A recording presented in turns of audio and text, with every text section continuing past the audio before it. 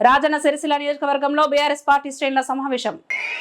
మా ఆడబిడ్డలకు జై తెలంగాణ, కేసీఆర్ గారి నాయకత్వం, కేసీఆర్ గారి నాయకత్వం.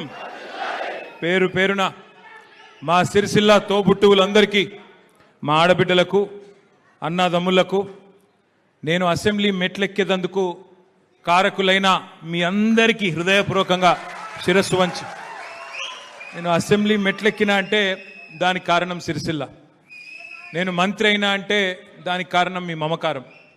ఏ దేశమేగినా, ఎందుకాలిడినా, ఏ పీఠమెక్కినా, ఎవరేమన్నా పొగడరా నీ తల్లి భూమి భారతిని అంటారు. అందుకే ప్రపంచంలో నేను ఎక్కడ పోయినా నేను గర్వంగా గల్లా ఎగిరేసి చెప్తా, నేను సిరిసిల్ల ఎమ్మెల్యే అని గల్లా ఎగిరేసి చెప్తా. దానికి కారణం మీరు.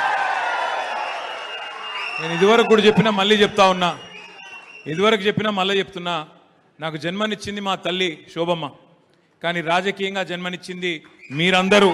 మళ్ళొక్కసారి మీకు రుణపడి ఉంటా. అవకాశం వచ్చింది ఒక 10 ఏళ్ల పాటు. పెద్దలు జీవన్ రెడ్డి గారు చెప్పినట్టు పెద్దలు కేసీఆర్ గారి దయ, మీ ఆశీర్వాదంతో మంత్రిగా పనిచేసే అవకాశం వచ్చింది.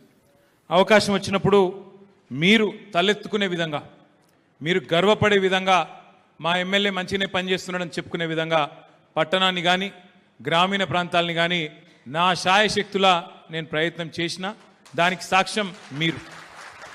నేను మీ అందరికీ మాటిస్తా ఉన్నా, నా బొందిలో ప్రాణం ఉన్నంత వరకు, ఊపిరి తీసుకునేంత వరకు సిరిసిల్ల నియోజకవర్గ అభివృద్ధి లక్ష్యంగా పనిచేస్తానే మాటను విజ్ఞప్తి చేస్తాను. ఏ రూపంలో అయినా సరే, ఏ రూపంలో అయినా సరే మీ రుణం నేను ఎంత చేసినా తీర్చుకోలేను. అయినప్పటికీ తప్పకుండా నా ప్రయత్నం కొనసాగుతూనే ఉంటుందని చెప్పి కూడా తెలియజేస్తూ, మరి ఈరోజు ముఖ్యంగా ఇక్కడ మనందరం కూడా వచ్చింది, మనందరం కూడా ఇక్కడ కూర్చున్న కారణం ఒకటి.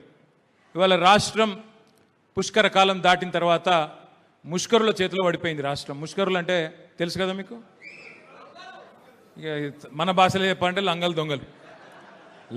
దొంగల చేతిలో పడ్డది ఇవాళ రాష్ట్రం. నేనేదో రేవంత్ రెడ్డి గారి మీద కోపంతోనో, ఆయన మీద ఈర్ష్యతోనో, అసూయతోనో నేను మాట్లాడతలేను, బాధతో మాట్లాడుతున్నాను. అధికారం ఎవరికీ శాశ్వతం కాదు. ఎవరమైనా సరే, ఎంత గొప్ప వాళ్ళమైనా సరే, ఈ దేశంలో ఇందిరాగాంధీ గారు ఓడిపోయిన ఒక దశలో, ఎన్టీ రామారావు గారు ఓడిపోయినారు. మనం వారికంటే గొప్ప వాళ్ళమేం కాదు, ఎప్పుడో ఒకప్పుడు దిగిపోవాల్సిందే.